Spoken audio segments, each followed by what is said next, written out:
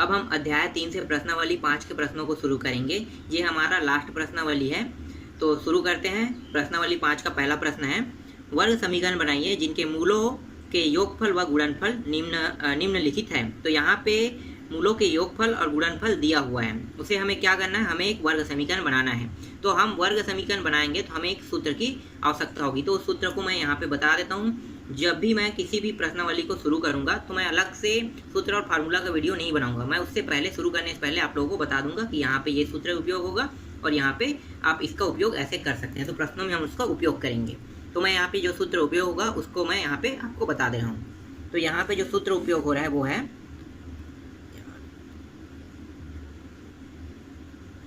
सूत्र है एक्स वर्ग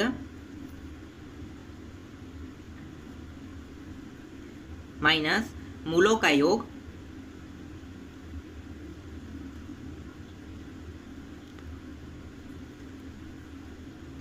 x प्लस मूलों का गुणनफल।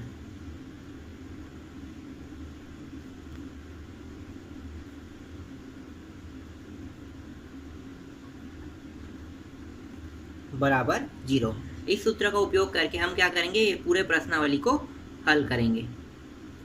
तो जो जो प्रश्नावली में ये इंपॉर्टेंट सूत्र जहाँ जहाँ लगेगा वहाँ वहाँ इस सूत्र का उपयोग करके हल करेंगे। तो चलो स्टार्ट करते हैं पहले प्रश्न को। तो पहला प्रश्न है, पहला में दिया हुआ है मूलों का योग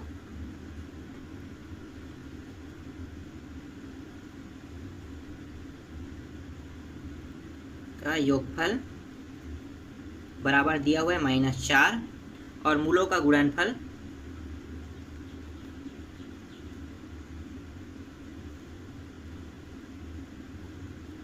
बराबर दिया हुआ है -12। अब इसको सूत्र में मान रखेंगे। तो सूत्र रख दो। तो सूत्र क्या है, x का वर्ग माइनस मूलों का योगफल लिखो, इसको योग नहीं, मूलों का योगफल, उसके बाद x है पीछे में, प्लस मूलों का गुणनफल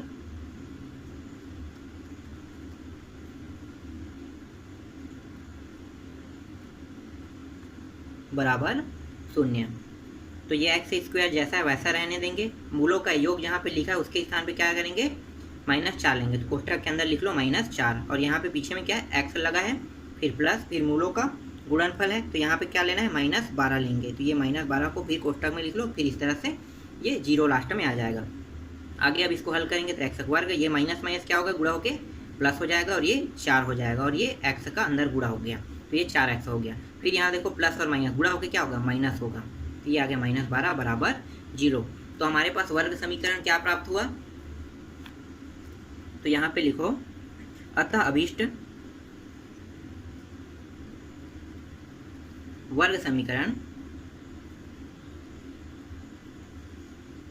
x वर्ग प्लस 4x माइनस 12 बराबर 0 है। ठीक, समझ में आ गई है पहला प्रश्न। दूसरा देख लेते हैं अब इसी में। दूसरा में दिया है मूलों का योगफल बराबर 6 और मूलों का गुणनफल दिया हुआ है बराबर 9 -9।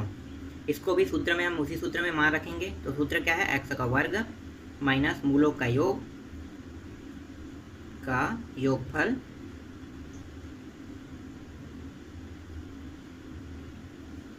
x प्लस मूलों का गुणनफल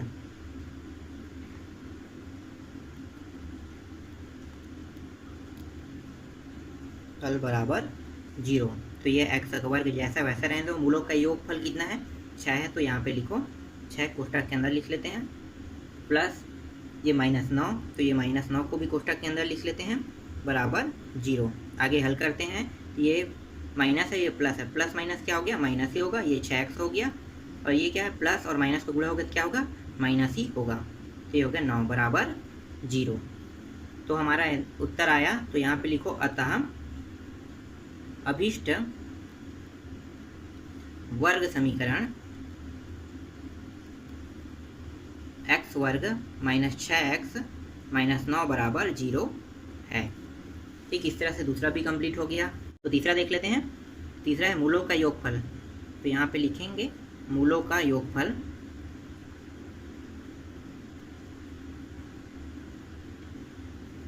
बराबर 2 करनी 7 और मूलों का गुणनफल बराबर है 8। इसमें भी हम वही सूत्र लगाएंगे। तो सूत्र है x का वर्ग माइनस मूलों का योगफल x प्लस मूलों का गुणनफल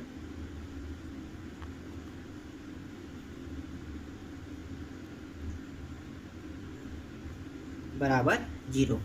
मानों को रख दो अब यहाँ पे। तो x का वर्ग माइनस मूलों का योगफल कितना है 2 करनी 7 है और यहाँ पीछे में x लगा है, फिर प्लस मूलों का गुणनफल कितना है 8 है।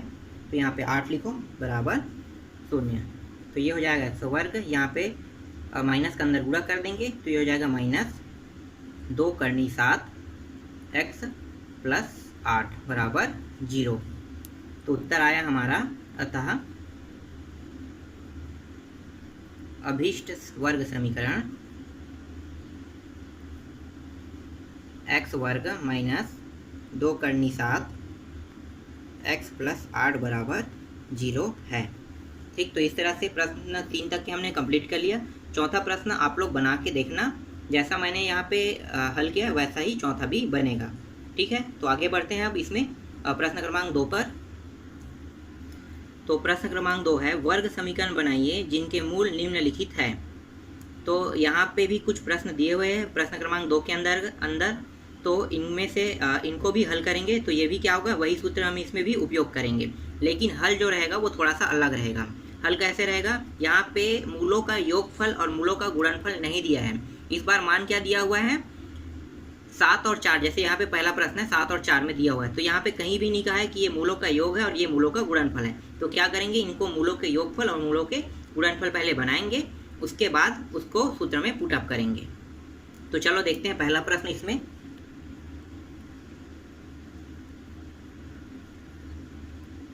प्रश्न दिया हुआ है 7 और 4।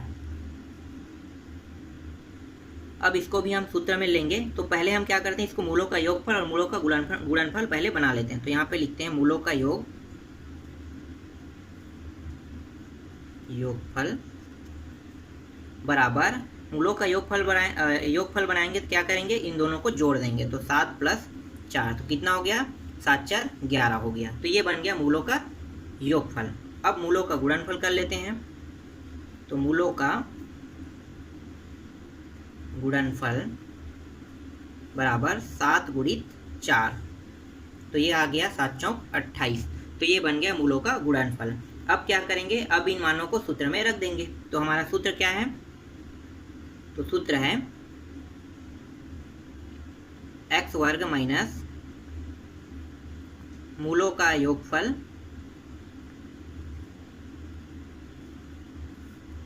x प्लस मूलों का गुणनफल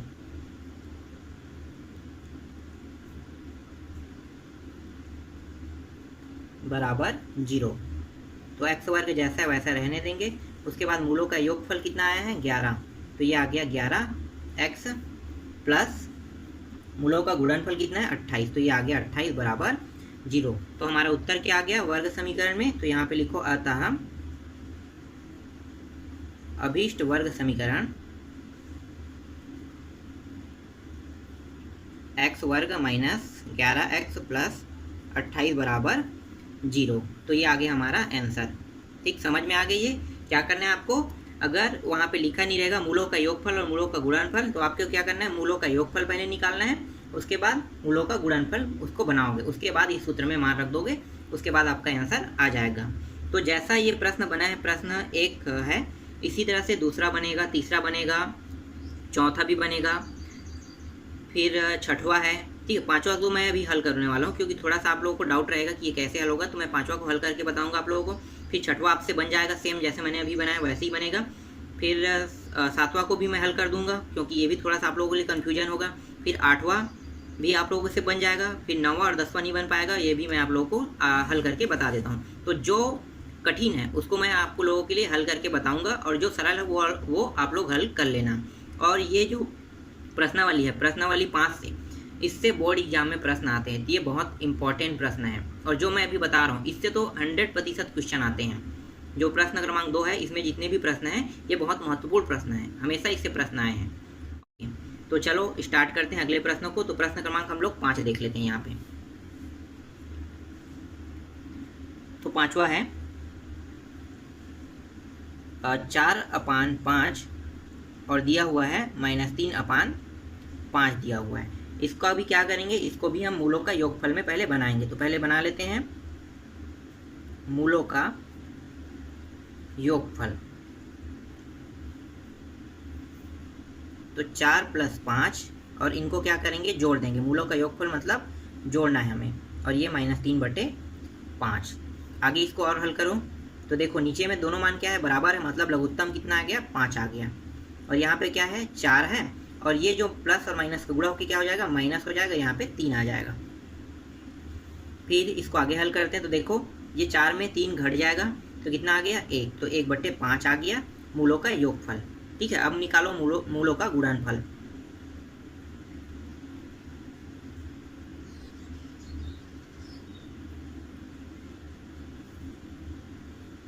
तो 4/5 गुणित -3/5, दोनों को गुणा कर देते हैं। तो ये हो गया 4 तिया 12, और यहाँ पे माइनस लगा तो ये माइनस हो जाएगा, और ये 5 पंचे 25, तो ये आ गया 25। तो मूलों का योगफल कितना आ गया, 25। अब हम इन मानों को सूत्र में रख देते हैं। तो हमारा जो सूत्र है वो है x² माइनस मूलों का योगफल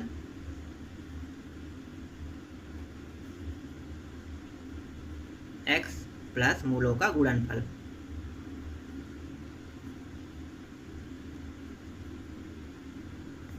बराबर 0।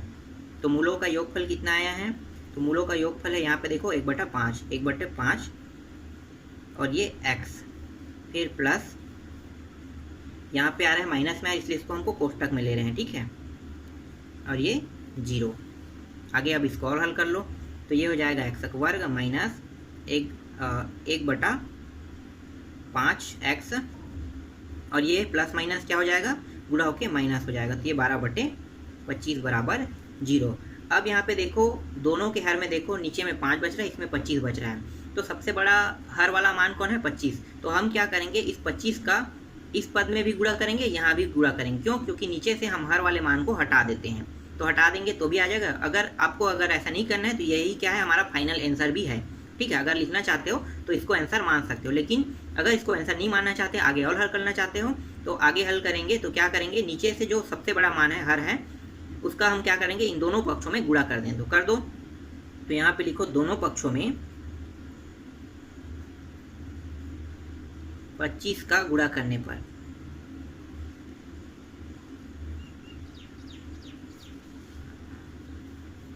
तो 25 गुणा कर देते हैं यहाँ पे, तो x² माइनस 1/5x माइनस 12/25 बराबर 0 गुणित 25। अंदर गुणा करते हैं तो ये हो गया 25x माइनस 25/5x माइनस 12 गुणित 25/25 पे आ गया बराबर 0। ठीक है, इन दोनों का गुणा होकर क्या होगा, 0 का 0 ही प्राप्त होगा। आगे अब हल करते हैं तो जो जो कट रहा है उसको कटा देंगे। तो ये हो गया, यहाँ पे वर्ग है ना, 25x का वर्ग, और यहाँ पे देखो 5 से कट जाएगा, 5 एकम 5 पंचे, तो यहाँ क्या यहाँ पे कट के क्या आ जाएगा, 5x आ जाएगा। यहाँ भी देखो 25 कट गया, तो यहाँ पे क्या इतना बचा, 12 बराबर 0। तो इसका आंसर क्या आ गया, तो यहाँ पे लिखो अतः अभीष्ट वर्ग समीकरण 25x² माइनस 5x माइनस 12 बराबर 0 है। यही हमारा आंसर है। इसके बाद हम लोग देख लेते हैं 7वां प्रश्न को। 7वां आप लोगों के लिए थोड़ा सा कठिन रहेगा, तो उसको भी बना के देख लेते हैं।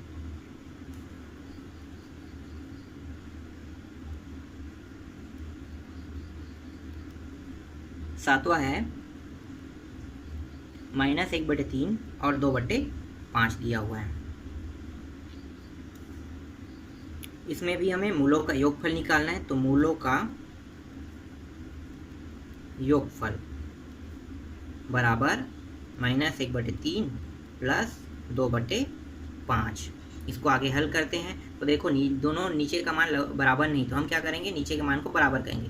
तो हमारा लघुत्तम आएगा 5 × 3 करेंगे, कितना आ गया 15 हो गया। इस 5 को यहाँ पे गुणा कर देंगे तो ये कितना हो गया -5 गुणा होके -1 का गुणा 5 से करेंगे तो -5 हो जाएगा।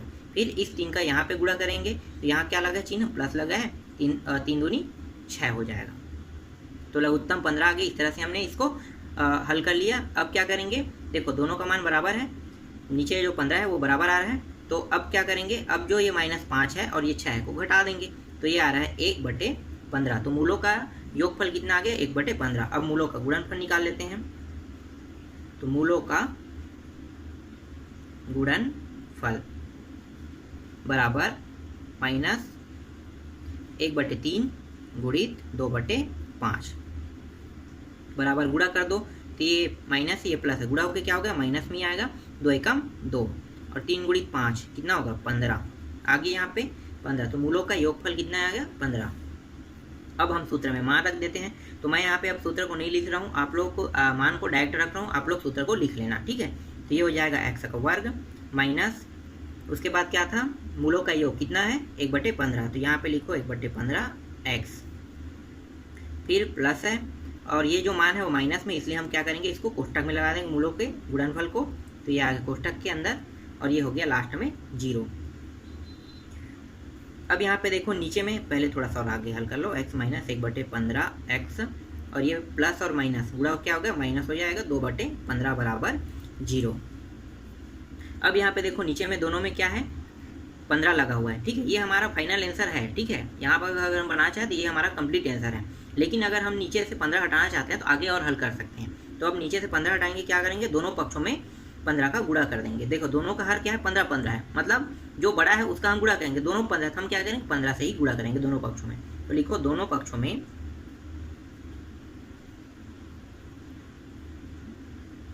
15 का गुणा करने पर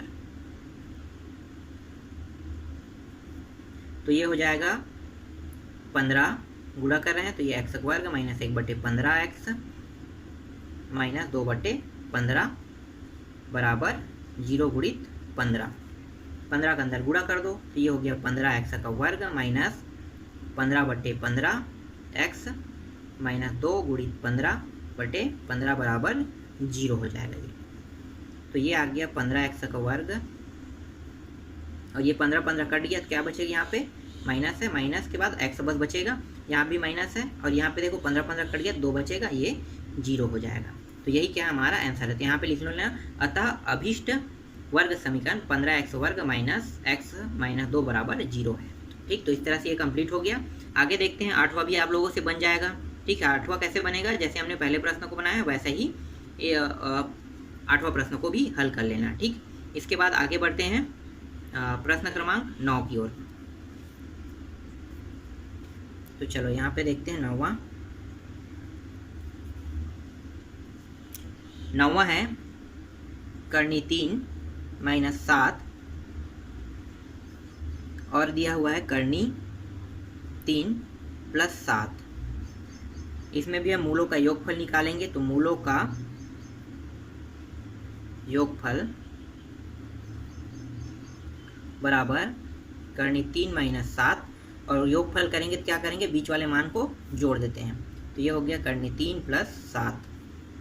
तो ये देखो करनी कितना होगा 2 करनी 3 हो जाएगा और ये माइनस और माइनस ये प्लस और माइनस क्या हो जाएगा कट जाएगा। तो हमारे पास मान क्या आएगा 2 करनी 3 ही आएगा। अब मूलों का गुणनफल निकाल लो।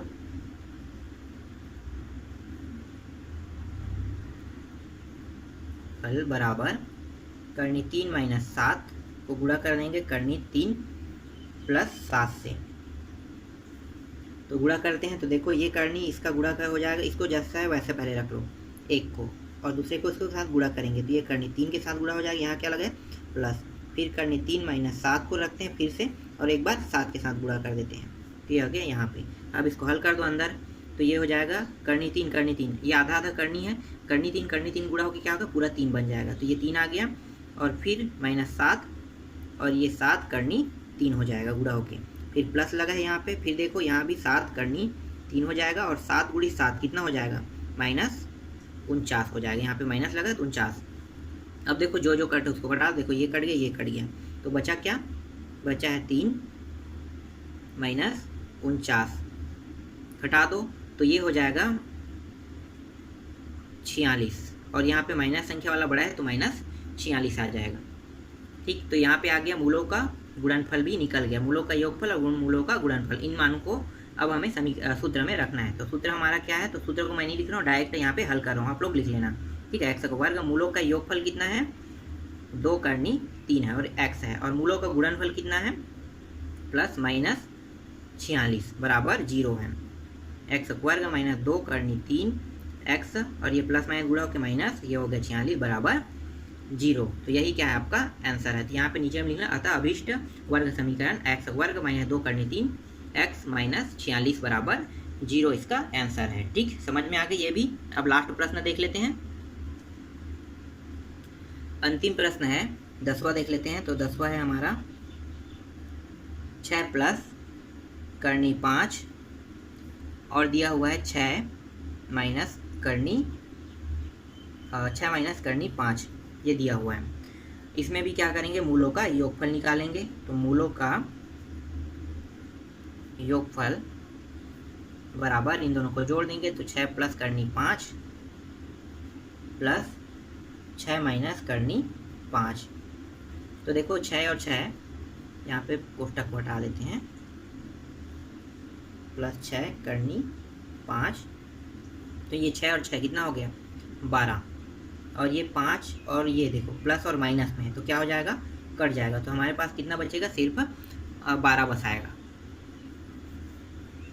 इसके बाद आगे हल करते हैं मूलों का गुणनफल। तो मूलों का गुणनफल बराबर 6 प्लस 5 करनी 5 गुणित 6 माइनस करनी 5, गुणा कर दो। तो ये गुणा कैसे होगा, जैसे हमने पहले गुणा किया था वैसे ये भी गुणा होगा। तो इसको गुणा करते हैं, तो एक पद को जैसा वैसा रहने देते हैं, 6 प्लस करनी 5 को जैसा वैसा रहने देते हैं और गुणा करते हैं इसके साथ। तो एक बार 6 के साथ गुणा करेंगे, फिर यहाँ पे क्या लगा माइनस, फिर इसको जैसा वैसा रहने देते हैं 5, और एक बार करनी 5 के साथ गुणा करेंगे। तो गुणा कर दो 6 का अंदर में, तो ये हो गया 6 6 के 36 प्लस 6 करनी 5, फिर यहाँ पे क्या लगा है माइनस लगा हुआ है, तो ये भी हो जाएगा 6 करनी 5। इसको कोष्टक के अंदर रखो क्योंकि अभी ये माइनस यहाँ पे लगा है, तो अभी ये इसका और हल होगा। अब यहाँ पे प्लस है, यहाँ पे प्लस लगा दो, और 5 और 5 क्या हो गया, दोनों करनी है, तो करनी हट के सिर्फ 5 आ जाएगा। तो ये हो गया 36 प्लस 6 करनी 5, अंदर माइनस का गुणा कर देते हैं तो 6 करनी 5, और यहाँ भी माइनस हो जाएगा, प्लस जो है वो माइनस, माइनस जो है प्लस हो जाएगा। तो दोनों प्लस में है तो दोनों क्या होंगे, माइनस में हो जाएंगे, तो ये 5 हो गया। अब ये प्लस और ये माइनस कट गया, 36 में 5 घटा दोगे तो 36 में 5 घटाओगे तो 31 आ जाएगा। तो मूलों का गुणनफल कितना आ गया, 31। अब इन मानों को सूत्र में रख देते हैं। तो सूत्र में मान रखते हैं तो क्या होगा, एक्स वर्ग माइनस मूलों का योगफल कितना है 12 है, तो ये हो गया 12x, और मूलों का गुणनफल 31 है बराबर 0। तो यही क्या है हमारा आंसर है। ठीक, समझ में आ गया। तो आप लोग लिख लेना मूलों का अभिष्ट वर्ग समीकरण एक्स वर्ग माइनस 12x प्लस 31 बराबर 0। इसके बाद अंतिम प्रश्न देखेंगे, उसको दूसरे पार्ट में देखेंगे।